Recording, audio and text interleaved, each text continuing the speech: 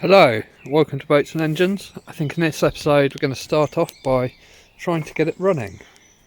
So the first task we have to do to achieve that, I think, is change the water pump impellers.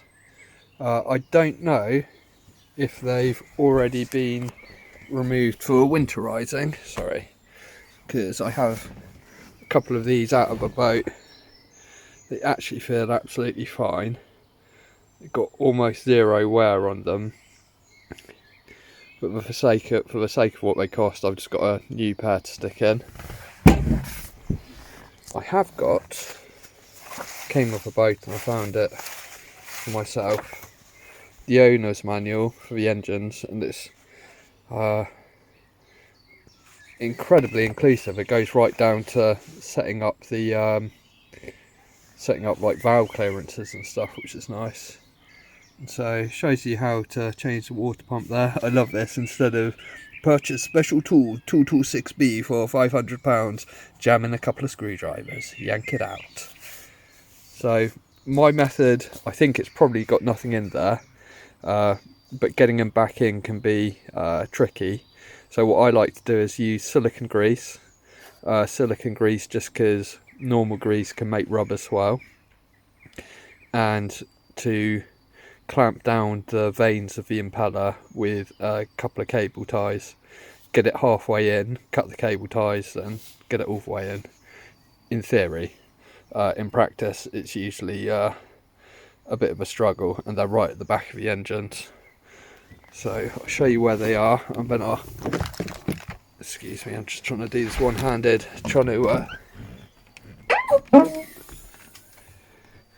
so they're right back there. So I'll try and balance or clip a camera somewhere so you guys can probably have a better view of what I'm doing than I am. I think that one looks easier to get to. Maybe we'll start with that.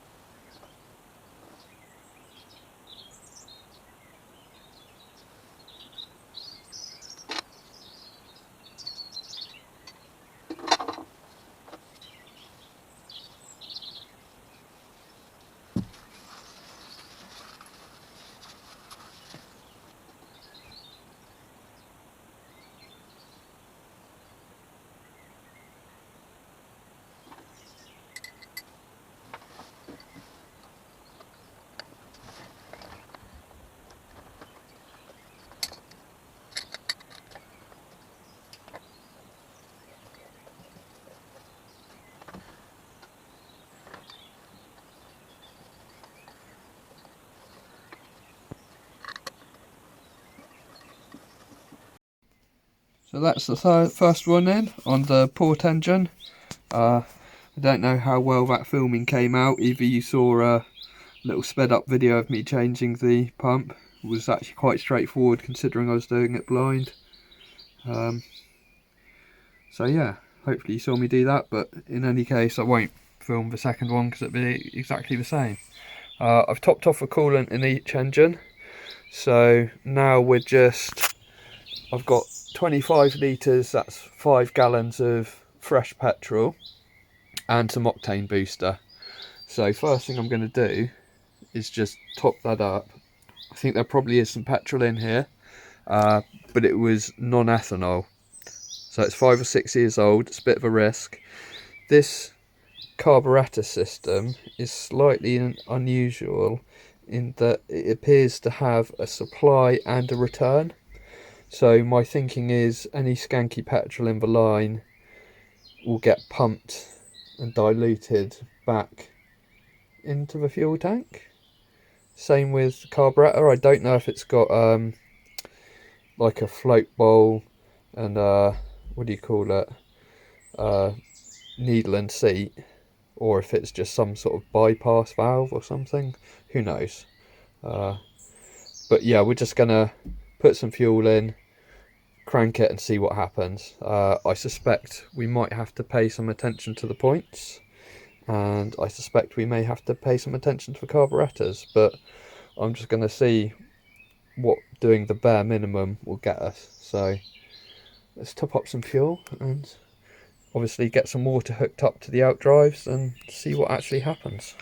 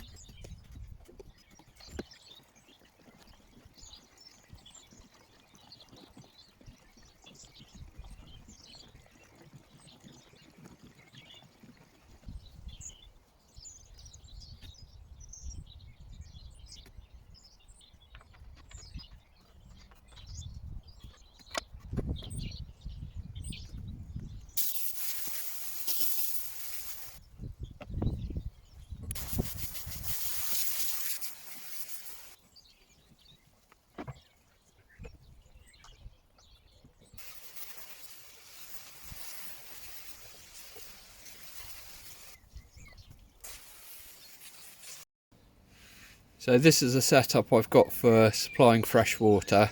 So normal set of muffs, but nice high quality twin-sided ones. They make a good seal over the water input. Then I've got this little doohickey attached to the hose that goes into it. If you see on there, it's got, can't focus, soap at the top and rinse at the bottom. So it's turned off at the moment, so it's off at the moment. Rinse, that would just let water through, and then if you turn it to the other side with soap, that actually goes through this chamber back out and through, and you can put desalting agent crystals in here, which is a good way to clean out the raw water side of your system. So the heat exchanger, if there's any salt build up in there, that will eat it all the way out of there. Yeah, you get, I can't remember the name of the desalting agent tablets, but I just stick like 4 in there. It says you only need 1, but more's better, I guess. And turns the water bright blue. It's supposed to be biodegradable, and it does. I've used it on other outdrives which are like pretty much completely blocked up with salt, and it just cleans it right out. This system all looks good to me, everything I've seen so far, but we'll run it through anyway. So we'll get this hooked up, get some water going to it, and see if this port engine will start first of all. Right, the water's on, battery's on, fire extinguisher ready. Slightly nervous. Should we give it a try? I'll try it with 0 throttle first of all.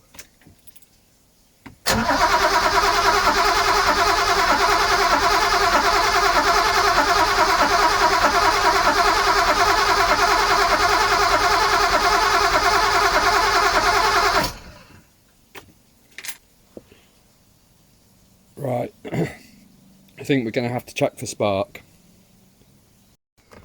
Right, I haven't checked for spark, but I found on top of the fuel filter water separators, it's that priming pump, and I just pumped that until it went hard.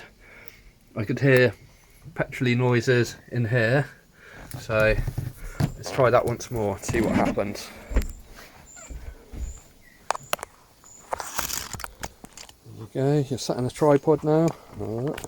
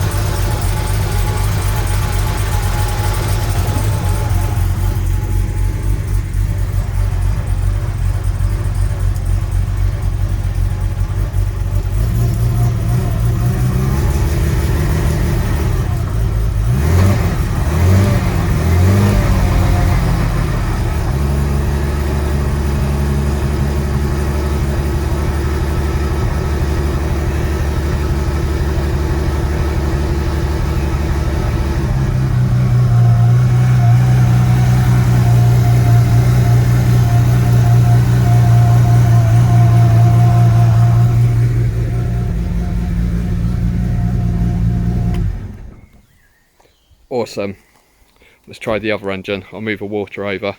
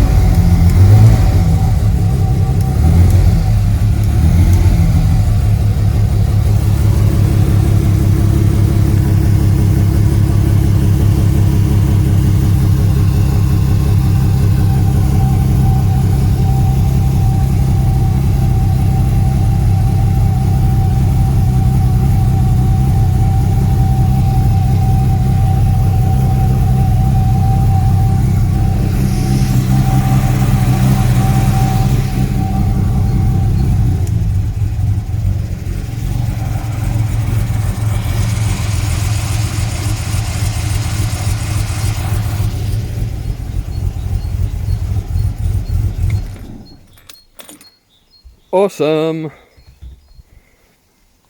That one sounds like it's missing a tiny bit, but it will clear out.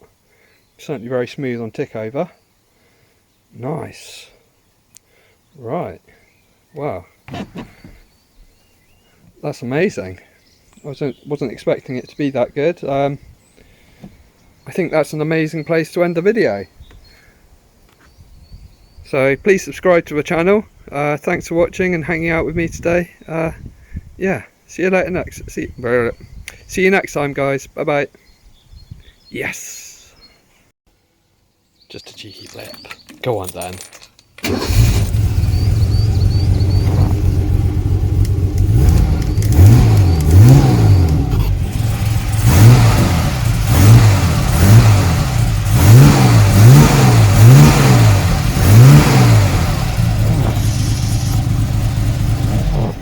Yeah.